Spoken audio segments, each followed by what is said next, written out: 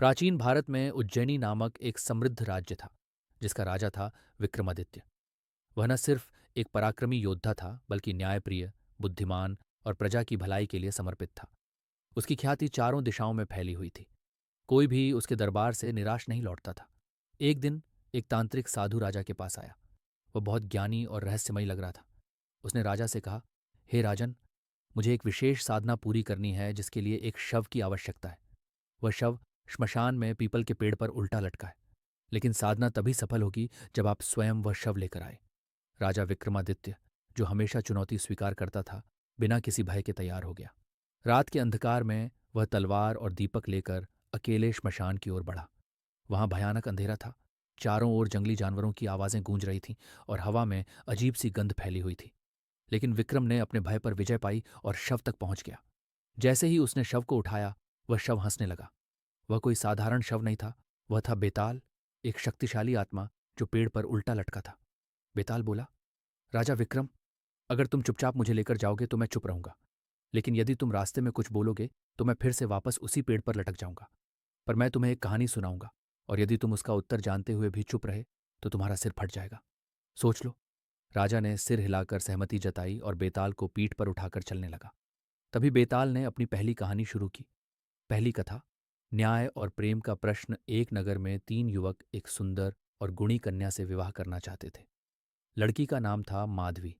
वह बहुत बुद्धिमान थी और संगीत में निपुण थी। तीनों युवक उसे मन ही मन प्रेम करते थे, लेकिन वह किसी को भी मना नहीं कर पा रही थी। तभी अचानक माधवी की मृत्यु हो गई। पहला युवक उसके शव को लेकर जंगल में चला गया और उसकी समाधि बनाकर तप करने लगा। दूसरा युवक साधु बन गया और घूम घूम कर शांति की तलाश करने लगा। तीसरा युवक तंत्र मंत्र सीखने लगा ताकि वह माधवी को जीवित कर सके। कई वर्षों बाद तीसरे युवक ने एक ऐसा मंत्र प्राप्त कर लिया जिससे वह किसी मरे हुए को जीवित कर सकता था। वह जंगल में गया जहां माधवी की समाधि थी। उसने मंत्र पढ़ा और माधवी फिर से जीवित हो गई। अब तीनों युवक फिर उसके सामने थे और हर एक ने दावा किया कि वही उसका असली पति है।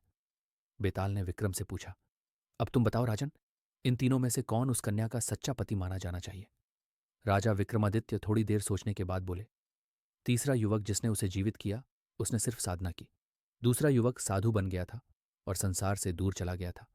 लेकिन पहला युवक, जिसने उसकी समाधि बनाकर वर्षों तक उसकी रक्षा की, वही सच्चा प्रेमी और पति कहलाने योग्य है, क्योंकि उसने उसके मृत शरीर की सेवा की और प्रेम की सच्ची परीक्षा दी।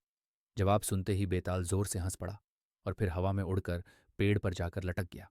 हर रात एक नई कहानी राजा विक्रम बार बार शव को लेकर लौटने की कोशिश करता, और बेताल हर बार एक नई कहानी सुनाता। कभी प्रेम, कभी त्याग, कभी न्याय, कभी चालाकी से भरी कहानी। और हर बार विक्रम सटीक उत्तर देता, जिससे बेताल फिर उड़कर वापस पेड़ पर चला जाता। इन कहानियों में मानव स्वभाव, धर्म, नीति और जीवन के कठिन सवाल छुपे होते। बेताल इन सवालों के माध्यम से राजा की बुद्धिमत्ता को परखता रहता था।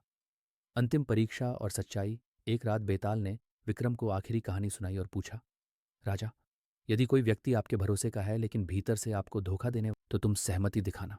जैसे ही वह पूजा के लिए सिर झुकाए, तुम उसे मार देना। तभी तुम्हारी विजय होगी और उसका षड्यंत्र समाप्त होगा।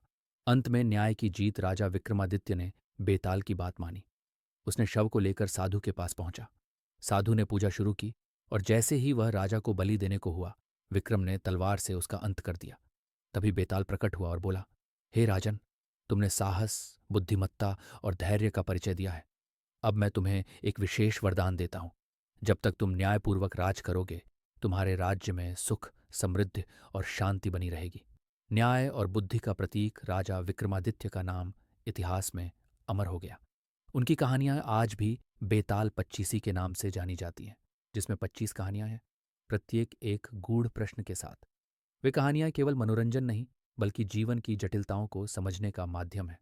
राजा विक्रमादित्य आज भी एक आदर्श शासक, न्यायप्रिय राजा और बुद्धिमान पुरुष के रूप में स्मरण किए जाते हैं।